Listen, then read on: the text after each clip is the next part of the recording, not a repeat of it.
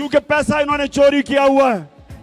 ये डरते हैं जो सबसे मेरिट पे है उसको आर्मी चीफ बनना चाहिए। ये प्राइम मिनिस्टर की सवाल है, प्राइम मिनिस्टर साहब इसके ऊपर जो है फैसला करेंगे। पाकिस्तान में आर्मी चीफ कौन होगा, इसका फैसला तो सिर्फ चंद रोज में होना ही है, लेकिन पूरा मुल्क बज़ाहिर एक शदीद बहरानी कैफियत में है। क्या सिर्फ एक फर्द की तकर्रुरी से ये क्राइसिस खत्म हो जाएगा?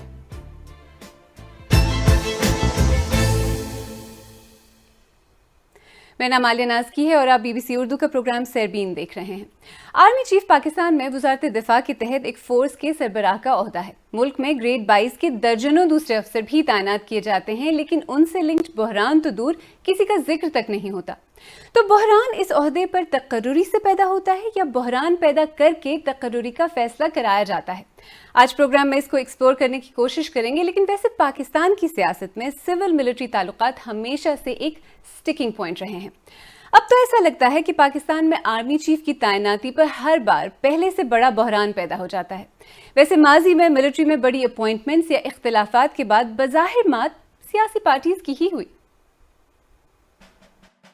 1999 में जनरल मुशर्रफ को हटाने की कोशिश पर नवाज शरीफ का तख्ता उलट दिया गया। 2012 में मेमोगेट स्कैंडल के बाद यूसुफ रजा गिलानी की वजारत उज़्मा गई। 2013 में जनरल राहिल शरीफ और नवाज शरीफ में इख्तिलाफात हुए, बाद में नवाज शरीफ नाअहल करार दे दिए गए। गुज़िश्ता 3 दहाइयों में बड़े पॉलिटिकल लीडर्स को साइडलाइन करने और इलेक्शंस में मदाखलत के इल्जामात भी लगते रहे, लेकिन साबिक वज़ीर-ए-आज़म इमरान खान की हुकूमत और एस्टेब्लिशमेंट के सेम पेज पर होने के दावे खुद इमरान खान ने किए। लेकिन ISI का नया डीजी कौन होगा, इस मामले पर इमरान खान के भी ताल्लुकात गुज़िश्ता साल सितंबर में फौजी एस्टेब्लिशमेंट से खराब हो गए। एस्टेब्लिशमेंट और इमरान खान में बज़ाहिर दरार के बाद PTI की हुकूमत गई और इस क्रूशल मौके पर जब नया आर्मी चीफ तैनात होना था, PDM की हुकूमत बन गई। नई अपॉइंटमेंट पर रस्साकशी ने एक ऐसा क्राइसिस पैदा कर दिया है जिसकी मिसाल नहीं मिलती, और ये पहली बार हुआ है कि एस्टेब्लिशमेंट इस तरह बंद गली में दिखाई दे रही है। तो इस मौजूदा क्राइसिस पर सियासी पार्टीज की पोजीशंस क्या हैं?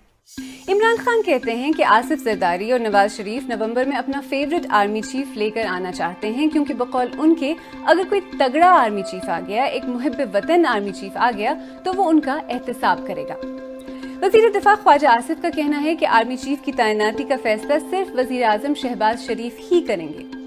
वजीर खारजा बिलावल भुट्टो जरदारी ने तलकीन की है कि अपोजिशन इस मामले को मुतनाज़े बनाकर सियासत न करे और जिस तरह से आईन और कानून में लिखा है ये मामला उसी तरह मुकम्मल होना चाहिए। पाकिस्तान के सदर आरिफ अलवी के ख्याल में नए आर्मी चीफ के लिए आईन में मुशावरत लाजमी नहीं है, लेकिन मुशावरत हो जाए तो अच्छा है। सिविल सोसाइटी की तरफ से एक तजवीज़ ये आई है कि सुप्रीम कोर्ट की तरह सीनियर तरीन जनरल ही आर्मी चीफ बने और एक्सटेंशन का सिलसिला हमेशा के लिए खत्म हो जाए। लेकिन लोग क्या कहते हैं, इस मौजूदा क्राइसिस का जिम्मेदार कौन है और क्या नए चीफ की तकर्रुरी से बहरान हल हो जाएगा? क्राइसिस मल्टी डायमेंशनल है, इसमें सभी लोग कंट्रीब्यूट कर रहे हैं। इसके ज़िम्मेवार तो खुद फौज तो नहीं हो सकती, अलबत्ता सियासतदान है इसके ज़िम्मेवार, जो उनकी आपस में लगी हुई है ना गेम खेलने कूदने वाली, यानी कि मेरी बारी आए। अभी जो क्राइसिस और जो सिचुएशन है वो डेफिनेटली अगर उसमें पीछे गैर मुल्की ताकतें थीं तो उसमें जब तक हमारे अपने अंदर से लोग उसमें शामिल नहीं होते वो कभी भी कामयाब नहीं हो सकती। जिम्मेदार इसके सारा सियासतदान है, फौज का कोई मुदाखलत नहीं है, फौज अपना काम कर रही है और सारा दारो मदार सियासत पर है। देखें, फौज का काम तो नहीं है क्राइसिस पैदा करना, फौज का काम तो मुल्क की हिफाजत करना है। पॉलिटिकल क्राइसिस जब तक सियासतदान खुद को सही नहीं करेंगे तो नहीं खत्म होंगे। ठीक है, प्लेयर्स चेंज होते हैं, पोजीशंस चेंज होती हैं, गेम वही रहती है। खैर, अब गेम जो भी है, ये बात तो सच है कि जनरल कमर जावेद बाजवा बहरानों से नाआशना नहीं है। 2016 में उनका तकर्रुर भी एक बहरान के बाद ही हुआ था। उस वक्त के आर्मी चीफ जनरल राहिल शरीफ की एक्सटेंशन की कयास आराइयों और कोशिशों के बाद बिल आखिर जनरल बाजवा तैनात हुए। कुछ ही अर्से बाद पैनामा लीक्स में फौज के किरदार की बात हुई और फिर नवाज शरीफ को घर भेज दिया गया। फिर 2018 के जनरल इलेक्शन में नवाज शरीफ ने फौज के सियासी किरदार को इशू बनाया। इलेक्शन PTI ने जीता और इमरान खान की हुकूमत के साथ एक ही पेज के नारों से लगा कि अब कोई बहरान नहीं होगा। लेकिन जल्द ही खुद जनरल बाजवा की एक्सटेंशन का बहरान पैदा हो गया। वो काम जो पहले खामोशी से होता था, सुप्रीम कोर्ट के हुक्म पर नई कानून साजी और खुली बहस का मौजू बन गया। پھر فوج نے وزیر اعظم کی مرضی کے بغیر ISI کے نئے سربراہ کے تقرر کا اعلان کر دیا، جس کے بعد تو لگتا ہے سارے صفات پھٹ گئے اور دنیا بدل گئی۔ اور اب تو یہ لگتا ہے کہ جنرل باجوہ کو ایکسٹینشن ملے یا نہیں، پچھلے سال ستمبر میں شروع ہونے والا بحران آسانی سے ختم ہونے والا نہیں ہے۔ اور اس طرح کے بحران جہاں ایک طرف ملک کو سیاسی اور اکنامک خیر یقینی میں دھکیل دیتے ہیں، وہیں عام لوگوں کی روزمرہ کی زندگی بھی متاثر ہوئے بغیر نہیں رہتی۔ آئیں آپ کو فیض آباد کے ایک دکاندار سے ملاتے ہیں۔ یوں سمجھیں کہ ہم تو قریب بیٹھے ہوئے ہیں، ہمارے تو کوئی گردن کو دبوچ لیتا ہے۔ کوئی بھی لانگ مارچ آنا ہو تو سب سے پہلے فیض آباد کو کلوز کرتے ہیں، یہاں کنٹینر سے بند کر دیتے ہیں۔ گورنمنٹ بھی بند کرتی ہے اور مختلف پارٹیاں جو پروٹیسٹ کر رہی ہوتی ہیں وہ بھی اس جگہ کو کلوز کرتی ہیں یا یہاں بیٹھ کے دھرنا دیتی ہیں، جس سے ہمارا بزنس بالکل تباہ ہو جاتا ہے۔ بے شک وہ 10 دن کے لیے بند کریں، 5 دن کے لیے بند کریں، 15 دن کے لیے بند کریں، لیکن اس کا ایفیکٹ ہمیں جو ہے نا آگے 6 مہینے تک جو ہے نا ایفیکٹ ہوتا ہے۔ PTI کا جو ہے نا لانگ مارچ آ رہا تھا، انہوں نے فیض آباد کو بند کر دیا، 6-7 دن انہوں نے بند کیے رکھا، اس سے ہماری جو ہے نا بہت زیادہ بزنس جو ہے نا خراب ہو گیا۔ وہ سردیوں کا سیزن بھی جو ہے نا ہمارا جو ہے نا اس کا سٹارٹ ہی جو ہے نا غلط طریقے میں ہو گیا۔ یہ ایسے ہے جیسے کرکٹ کا میچ ہو رہا ہو تو پہلے 10 اوور جو ہے نا نکال دیے جائیں تو گیم کیا بچے گی۔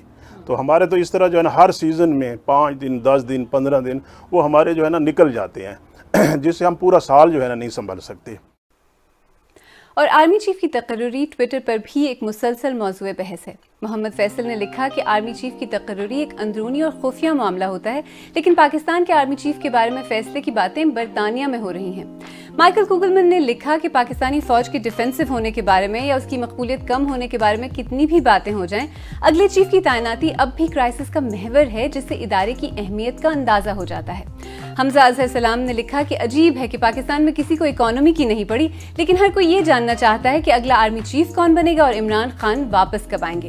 اور حسن خان نے لکھا کہ کاش وہ دن آئے جب پاکستان میں مشکل سے کسی کو آرمی چیف کا نام تک پتا ہو۔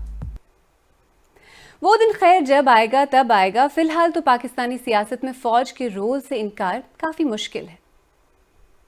فوج تو سٹیک ہولڈر ہے پاکستان میں، اگر ہم مانیں یا نہ مانیں، فوج تو پاکستان میں ایک پوری دنیا میں ہر جگہ سٹیک ہولڈر ہوتی ہے۔ پاکستان تحریک انصاف کے رہنما فواد چودھری نے یہ بات ایک انٹرویو کے دوران کہی تھی۔ ان کا یہ بیان اسی سوچ کی عکاسی کرتا ہے جو کم و بیش ہر سیاستدان فوج اور اس کے سیاست میں مبینہ انفلوئنس کے بارے میں رکھتا ہے، یعنی آرمی چیف کا پولیٹیکل ٹلٹ کس طرف ہے۔ حکومتی جماعتیں یہ سمجھتی رہی ہیں کہ اگر وہ اسٹیبلشمنٹ کے ساتھ ایک پیج پر ہوں گی تو یہی ان کے حکومت میں رہنے کی گارنٹی ہے، تو دوسری جانب اپوزیشن جماعتوں کا خیال یہ رہا ہے کہ اگر آرمی چیف ان کی مرضی کا ہوگا تو اس کا مطلب ہے کہ آئندہ الیکشن میں رزلٹ ان کے حق میں ہوگا۔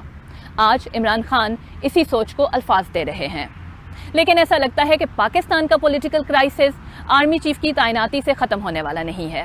اگر موجودہ آرمی چیف ایکسٹینشن لے لیتے ہیں، جس کے لیے وہ اب تک تو انکار کرتے آئے ہیں، تو اس سچویشن سے نکلنا مشکل ہو جائے گا، اور نئے آنے والے آرمی چیف کے لیے بھی سیاسی بیگیج کیری کرنا ایک چیلنج سے کم نہیں ہوگا۔ سوال شاید یہ ہے کہ موجودہ کرائسس صرف ایک تقرری کی وجہ سے ہے یا پھر دراصل پاکستانی سیاست میں فوج کے ڈائریکٹ اور انڈائریکٹ رول کی علامت ہے۔ حقیقت تو یہ ہے کہ اس وقت جب پاکستان کو شاید اپنی تاریخ کے بدترین معاشی بحران کا سامنا ہے، وہ اپنی تاریخ کے بدترین سیلاب سے ہونے والے نقصان کا بھی حساب ہی لگا رہا ہے، ملک، اس کے تمام ادارے، سیاسی قیادت ایک ایسے بحران سے ڈیل کر رہی ہے جس کی اگر دیکھا جائے تو ایک جمہوریت میں کوئی جگہ ہی نہیں ہونی چاہیے۔